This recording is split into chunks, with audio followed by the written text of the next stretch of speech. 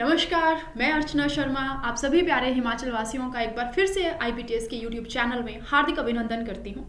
Slide पे आप सबको दिख रहा होगा एक बहुत ही बड़ी गुड न्यूज़ है आप सब हिमाचल वालों के लिए, जिसका बेसब्री से इंतज़ार था हम सबको पिछले 4-5 सालों से। वो फाइनली हमारे सामने आ चुका है। जी हाँ, HP लाइट सर्विसेज की नोटिफिकेशन आउट हो चुकी है 31 दिसंबर को ही, मतलब पिछले कल ही ये नोटिफिकेशन आया है हम लोगों के पास। और इस वीडियो में हम लोग डिस्कस करने वाले हैं इसका एलिजिबिलिटी क्या रहेगा, एग्ज़ाम पैटर्न क्या होता है, सिलेबस क्या होता है। बहुत सारे कॉल्स हम लोगों के पास आ रहे हैं जिसमें स्टूडेंट्स आर क्यूरियस कि कहीं एग्ज़ाम पैटर्न बदला तो नहीं है, सिलेबस में कुछ चीज़ें ऐड तो नहीं हुई हैं, कुछ माइनस तो नहीं हुई हैं। तो इस वीडियो में हम सभी के जितने भी ये डाउट्स हैं वो क्लियर हो जाएंगे। तो as per the YouTube rules and regulations, channel को सब्सक्राइब करना ना भूलें, वीडियो को लाइक करना ना भूलें। अगर आप नए हैं तो बेल आइकन और सब्सक्राइब बटन ज़रूर प्रेस करें। So without wasting our time let us start. So सबसे पहले तो हम ये देखते हैं कि जो सबऑर्डिनेट अलाइड सर्विसेज है इसमें ये ग्रुप सी की पोस्ट होती हैं। तो 2023 में लास्ट 2019 के बाद अब ये पोस्ट हम लोगों के पास आई हैं और इसका जो लिंक है वो 31 दिसंबर रात 11:59 से एक्टिवेट हो चुका है। क्लोजिंग डेट आपके सामने लिखी हुई है। 27 जनवरी तक ये लिंक एक्टिवेट रहेगा मिडनाइट 11:59 तक। एक बेसिक ओवरव्यू मैं आप लोगों को देती हूँ कि जो डिपार्टमेंट है वो आप सबको पता है HPPSC रहता है, that's Himachal Pradesh public service commission conduct करता है इस एग्ज़ाम को। एंड जो पोस्ट है वो यहाँ पे 2 पोस्ट हम लोगों के पास निकली है। वन इज़ आपका इलेक्शन कानून गो एंड दूसरा है आपका एक्सटेंशन ऑफिसर। इसके बारे में हम नेक्स्ट स्लाइड में थोड़ा डिटेल में डिस्कस कर लेंगे। टोटल हमारे पास 24 वैकेंसी आउट हुई हैं, 24। जॉब लोकेशन ऑब्वियसली अगर स्टेट का है आपका तो हिमाचल में ही रहेगा। एज क्राइटेरिया हमारा होता है फ्रॉम 18 to 45। इसको भी हम थोड़ा सा डिस्कस करेंगे आगे। ये जस्ट एक ओवरव्यू है एक स्लाइड में कि आपको बेसिक जो आपके डाउट्स हैं वो क्लियर हो जाएं। एंड देन ऑनलाइन मोड रहेगा अप्लाई करने का, आपको कहीं पे कोई ऑफलाइन फॉर्म वगैरह लेने की ज़रूरत नहीं है। आप इनकी ऑफिशियल वेबसाइट पे जा करके अपना रजिस्ट्रेशन कर सकते हैं। एंड जो एप्लीकेशन स्टार्ट डेट थी हम लोगों के पास दैट वाज 31 दिसंबर 2023 मिडनाइट, जैसा कि मैं आपको अभी बता चुकी हूँ। और लास्ट डेट जो सबमिशन की है वो है 27 जनवरी 2024। तो अब हम बात करते हैं कि जो 24 टोटल वैकेंसी हैं वो डिपार्टमेंट में, जैसे मैंने आपको बताया कि 2 पोस्ट हैं, तो वो कहाँ पे कितनी आई हैं। तो इलेक्शन डिपार्टमेंट जो है उसमें इलेक्शन कानून को कि आपके पास पोस्ट जो हैं वो आउट हुई हैं, जिसमें से 15 हैं।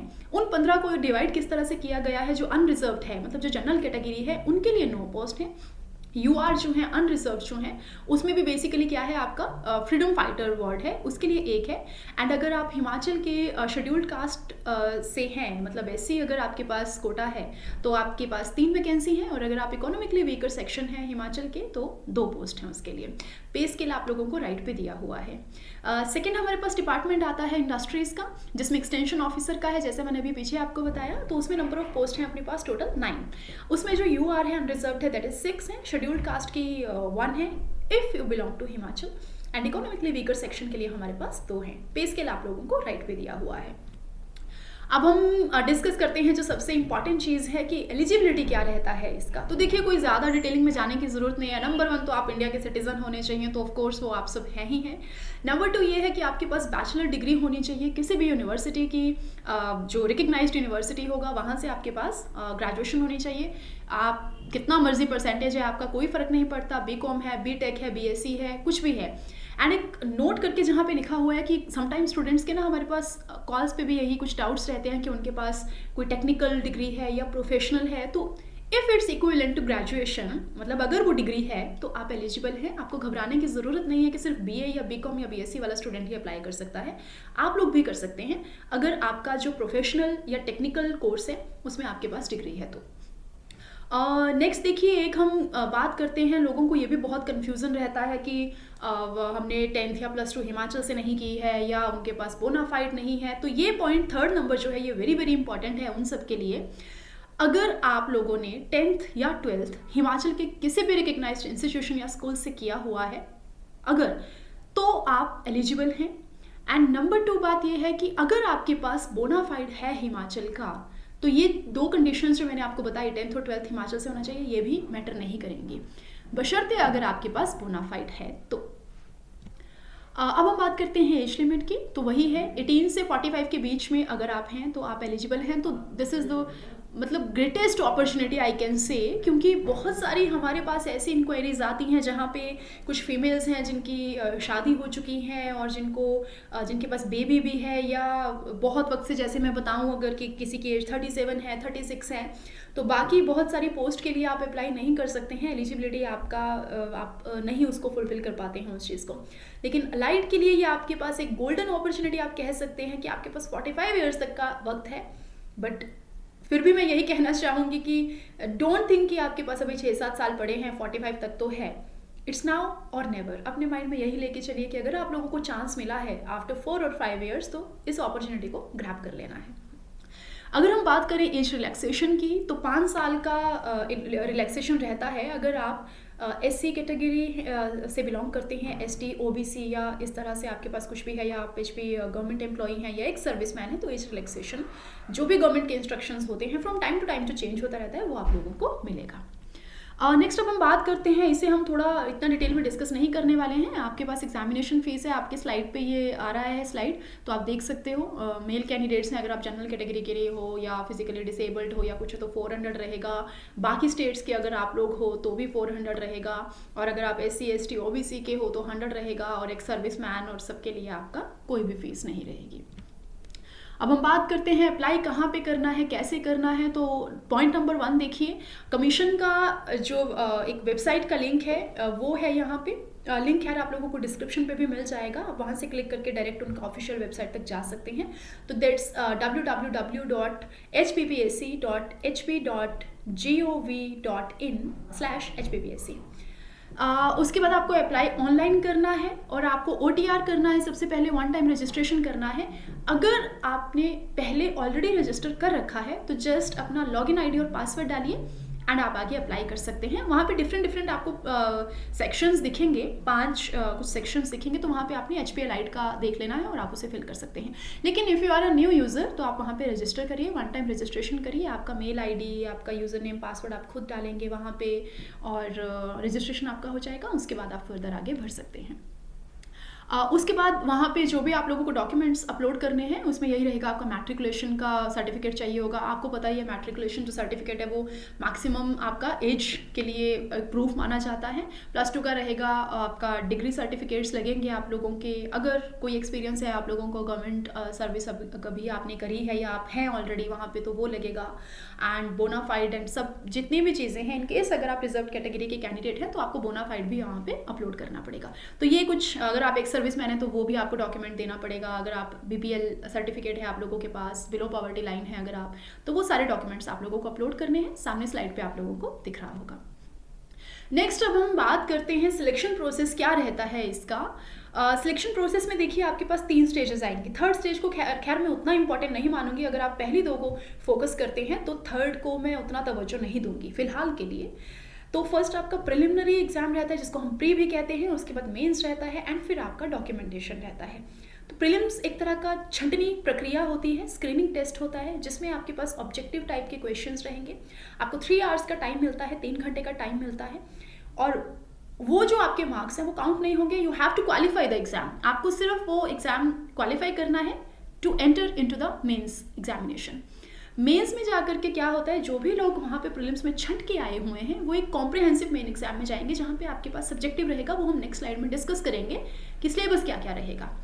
उसके बाद डॉक्यूमेंट वेरिफिकेशन रहता है, क्योंकि ऑब्वियसली अगर आप लोगों ने BPL अटैच किया हुआ है या एक सर्विसमैन किया हुआ है, 10th का किया है, 12th का किया है, तो उन लोगों ने वो सारी चीज़ें टैली करनी है, रीचेक करनी है। तो डॉक्यूमेंट वेरिफिकेशन रहेगा आफ्टर दैट। उसके बाद आपके पास नेक्स्ट आता है, अब हम बात करते हैं कि प्रीलिम्स एग्जाम में सिलेबस क्या रहता है। तो देखिए आपके पास जिस तरह से आप देख रहे हो मार्क्स साइड में आपको दिख रहे हैं 60, 60, 80, तो दैट मीन्स 200 मार्क्स का आपके पास टोटल पेपर आएगा। 3 घंटे का आपको टाइम मिलेगा, जैसा मैं अभी बता के हटी हूँ, जिसमें से एक आपका रहेगा history, geography, socio economic development of Himachal Pradesh. That means हम बात कर रहे हैं हिमाचल जीके की। तो कंप्लीट ओवरऑल आपको HP जीके पढ़ना पड़ेगा। अकेला हिमाचल जीके ही 60 मार्क्स लेकर के आएगा, जिसमें 12 डिस्ट्रिक्ट रहेंगे, एडमिनिस्ट्रेटिव हिस्ट्री ऑफ हिमाचल रहेगी, स्टेट वाइज रहेगा knowledge, and plus current affair भी हो सकता है HP का। तो वो सारी चीज़ें आप लोगों को 60 नंबर की पूछी जाएंगी। आफ्टर दैट 60 नंबर का आपके पास क्या रहता है, जितना भी करंट अफेयर है आपका, नेशनल लेवल का, इंटरनेशनल लेवल का, या कोई भी ऐसी साइंटिफिक डिस्कवरीज चल रही हैं, तो वो सारा आप लोगों को 60 नंबर का वो पूछा जाएगा। तो दैट मीन्स जितना इंपॉर्टेंट आप HP GK को रख रहे हैं, जितनी इंपॉर्टेंस दे रहे हैं, उतनी ही इंपॉर्टेंस आप लोगों को करंट अफेयर्स को भी देनी है। बहुत सारे स्टूडेंट्स यहीं पे लैग कर जाते हैं, क्योंकि करंट अफेयर अपने आप में कितना वास्ट सब्जेक्ट है। हिमाचल GK की अगर मैं बात करूँ, अगर आप एक डिस्ट्रिक्ट चूज कर लेते हैं और आप थोरोली 1-2 बुक से भी पढ़ लेते हैं, तो चांसेस हैं कि आप बहुत आराम से उस डिस्ट्रिक्ट को कवर कर सकते हो। कुछ क्वेश्चंस कभी रिपीट भी हो जाते हैं। लेकिन अगर मैं बात करूं करंट अफेयर की, तो it's very difficult to think कि एग्जामिनर आपको क्या पूछेगा। सबसे बड़ी बात है, हिमाचल के एग्जाम्स में जितना बेसिक आइडिया हमने प्रीवियस ईयर्स के पैटर्न्स को लेकर के देखा है, प्रीवियस ईयर के पेपर को लेकर के देखा है, दे कैन आस्क एनीथिंग। आप 2023 में हैं, वो आप लोगों को 2020 का करंट अफेयर भी पूछ सकता है, भले वो 1 नंबर ही हो, बट ही कैन आस्क। और सबसे बड़ी बात है, आपके पास नेशनल बहुत ज़्यादा हैं। कहाँ का CM कौन है, किसने किसको रिप्लेस किया, कौन सा CM कहाँ से है, कौन सा CM, कौन सा हमारा प्रेसिडेंट कौन सी ट्राइब का था। तो आपको करंट अफेयर को बहुत स्ट्रॉन्ग करना है। यही वो सेक्शन है जो आप लोगों को बाकी बच्चों से थोड़ा सा अलग बना सकता है। यही वो सेक्शन है ट्रस्ट में, क्योंकि यहाँ पे रटाफिकेशन नहीं चलेगा, यहाँ पे किसी बुक की अप्रोच नहीं चलेगी। यहाँ पे ये मैटर करेगा कि आप कितने वक्त से उन चीज़ों से जुड़े हुए हो। तो अभी भी इट्स नेवर टू लेट, कोई देरी नहीं हुई है। स्टार्ट कर दीजिए अपनी तैयारी अभी से, 2020-21 से शुरू कर दीजिए, या अगर आप पीछे जाना चाहते हैं तो 23 से पीछे चले जाइए। दिसंबर 2023 का करंट अफेयर उठाइए एंड पीछे जाना शुरू कीजिए। या अगर आपके पास आपको लगता है इतना वक्त है कि आप अच्छे से तैयारी कर सकते हैं, तो 2021 से शुरू कर दीजिए, थोड़ा थोड़ा करना। उसके बाद हम बात करते हैं कि आपका जो एक GK का पोर्शन रहता है, हिमाचल GK हो गया, करंट अफेयर्स हो गया, नेशनल इंटरनेशनल का। तो बाकी हम बात करते हैं 80 नंबर जो है वो आपको कौन से सेक्शन से पूछे जाते हैं। मॉडर्न हिस्ट्री रहेगा फ्रॉम 1857 ऑनवर्ड्स ऑफ इंडिया, जिसमें इंडियन कल्चर रहेगा, पॉलिटी रहेगा, इकोनॉमी रहेगा, ज्योग्राफी रहेगा, डिजास्टर मैनेजमेंट होता है, एनवायरमेंट एजुकेशन रहेगा और टीचिंग्स ऑफ महात्मा गांधी रहेगा। तो इन सबको मिला करके 80 नंबर आएंगे। देखिए, उन्होंने आपको सब्जेक्ट में जो मेंशन किया हुआ है सिलेबस में, that is modern history from 1857 onwards. लेकिन अगर आप प्रीवियस ईयर के एग्जाम्स को देखते हैं, तो बहुत केसेस में उन्होंने कुछ 1 या 2 क्वेश्चन आपको एंशिएंट हिस्ट्री के भी पूछे हुए हैं, एंड कुछ हो सकता है मिडिवल के भी पूछे जाए। बट मेरी तरफ से आपको अभी बिल्कुल एक सजेशन मैं नो कहूँगी। If you are a new student, अगर आपको लगता है आपने अभी ये पेपर भरवाना है और आप अभी भरवा रहे हैं और आपने अभी से तैयारी शुरू करनी है, तो मैं आपको सिलेबस के बाहर जाने का बिल्कुल सजेशन नहीं दूंगी। एटलीस्ट जितना कहा है आप उसी को फोकस करिए। आप 1-2 नंबर के लिए अपना वक्त नहीं ज़ाया कर सकते हैं। इस वक्त हम अफोर्ड नहीं कर सकते इस वक्त टाइम को वेस्ट करना। सो मेरा पर्सनल सजेशन यही है कि अभी जो आप लोगों को सब्जेक्ट सिलेबस ओरिएंटेड दिया हुआ है, आप उसी को फॉलो कीजिए। नेक्स्ट हम आते हैं मेंस के ऊपर। प्रीलिम्स तो खैर आपका एक छंटनी प्रक्रिया है, आपके मार्क्स नहीं ऐड होंगे। अब हम आते हैं मेंस में। तो पेपर 1 आपका होता है लैंग्वेज इंग्लिश कन्वेंशनल, जो कि 150 मार्क्स का रहता है। आपको 3 घंटे दिए जाते हैं। Time is more than enough, I guess 3 घंटे बहुत होते हैं। अगर आपको आता है तो बहुत होते हैं, नहीं आता है तो बहुत ही ज़्यादा लगेंगे मुझे लग रहा है, क्योंकि आपके पास कुछ नहीं होगा लिखने के लिए। नेक्स्ट देखिए, अब इसमें क्या होगा। इंग्लिश में कुछ ऐसा रहेगा कि जहाँ पे आपका बेसिक लैंग्वेज के ऊपर कितनी पकड़ है वो देखा जाएगा। ऐसे राइटिंग्स होंगी वहाँ पे, एंड पैसेजेस होंगे जिसको पढ़ के आपने एक प्रेसी राइटिंग करनी है। बड़ा एक पैसेज दिया होगा, उसको छोटे कुछ शब्दों में समेटना है। तो ओवरऑल लैंग्वेज के ऊपर आपकी क्या पकड़ है वही देखा जाएगा। पेपर 2 आपका रहता है हिंदी का, दैट इज ऑल्सो कन्वेंशनल। उसमें क्या होगा, एक इंग्लिश का पैसेज होगा, उसको आपने हिंदी में ट्रांसलेट करना है, और वो ज़रूरी नहीं है एक ही होगा, उसकी चॉइस है, वो 2 भी दे सकता है। एंड उसके बाद एक आपके पास प्रोज होगा, मतलब गद्यांश पद्यांश जिसको हम कहते हैं। आपको उनको एक्सप्लेन करना है, क्योंकि आपको पता है जो कवि की रचना होती है, जो पोइट्री है, वो हर किसी की समझने वाली बात नहीं होती है, तो आपने उसे सिंपल लैंग्वेज में कन्वर्ट करना है। उसके बाद कुछ कॉम्पोजिशंस होती हैं जिसमें इडियम्स करेक्शंस करनी होती हैं, एसेज भी आते हैं आपको, तो वो कुछ भी पूछ सकता है आपसे। नेक्स्ट हम आते हैं पेपर 3 पे, जो कि जनरल नॉलेज रहेगा। खैर यहाँ पे आपको इतनी दिक्कत नहीं आनी चाहिए, क्योंकि ये वही पेपर है जो आप लोग प्रीलिम्स में भी थोड़ा कुछ पढ़ चुके हैं और आप क्वालिफाई करके मेंस तक पहुँचे हुए हैं। तो यहाँ पे फिर से आपका हिस्ट्री, ज्योग्राफी, HP का GK रहेगा सारा, नेशनल इंटरनेशनल रहेगा। आप देख सकते हो सेम वही सिलेबस है जो हमने प्रीलिम्स में पढ़ा हुआ है। तो मेंस को क्वालिफाई करने के लिए आपकी 2 लैंग्वेजेस जो ऐड हुई हैं, इंग्लिश और हिंदी, आप उनकी तैयारी अभी से शुरू करिए। तो इसी के साथ ये था हमारे पास एक एलिजिबिलिटी क्राइटेरिया, सिलेबस क्या रहेगा और सब। यहाँ पे हमारे पास आईबीटीएस के न्यू बैचेस शुरू हो चुके हैं, और आप सब अगर आईबीटीएस का नाम जानते हैं तो ही आप शायद यहाँ पे हैं। तो आप सबको पता होगा कि 2015 से हम लोगों के पास कोर्स बिल्कुल एक अलग से बैचेस हैं एचपी अलाइड के लिए और नायब तहसीलदार के लिए। तो we are the only academy in Chandigarh जिन्होंने रिजल्ट दिए हुए हैं, जिनके पास सेपरेट बैचेस हैं। बहुत सारी अकेडमीज क्लेम करती हैं कि उनके सिलेक्शंस हुए हैं और सब है, खैर मैं नाम तो यहाँ पे नहीं लेना चाहती हूँ। बट जब ये अकेडमीज खुली हैं उसके बाद से एच पी एलाइड का कोई पेपर ही नहीं हुआ है, और जब ये अकेडमीज मार्केट में एग्जिस्ट नहीं करती थी तो उनकी सिलेक्शंस तो पॉसिबल बनती ही नहीं है।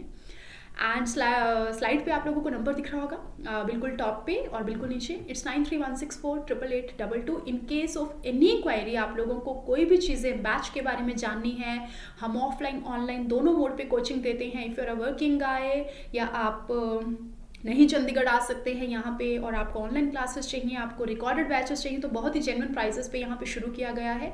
यूट्यूब की भी हम लोगों की एक सीरीज़ बहुत ही जल्द शुरू होने वाली है, जहाँ पे फ्री ऑफ कॉस्ट हम आप लोगों को जितना अपनी तरफ से ज्ञान दे सकते हैं हम देंगे। हमारे स्पेशलाइज्ड टीचर्स हैं, एक्सपर्ट हैं काफ़ी अपने अपने सब्जेक्ट के, तो हर सब्जेक्ट का टीचर अलग रहेगा। तो वेरी सुन हम वो सीरीज़ भी लॉन्च करने वाले हैं, तो उसके लिए आप हमारा चैनल का बेल आइकन को प्रेस करना ना भूलें, क्योंकि नोटिफिकेशन उसी के थ्रू आप लोगों को मिलेगा। एंड इन केस आपको और कोई इंक्वायरी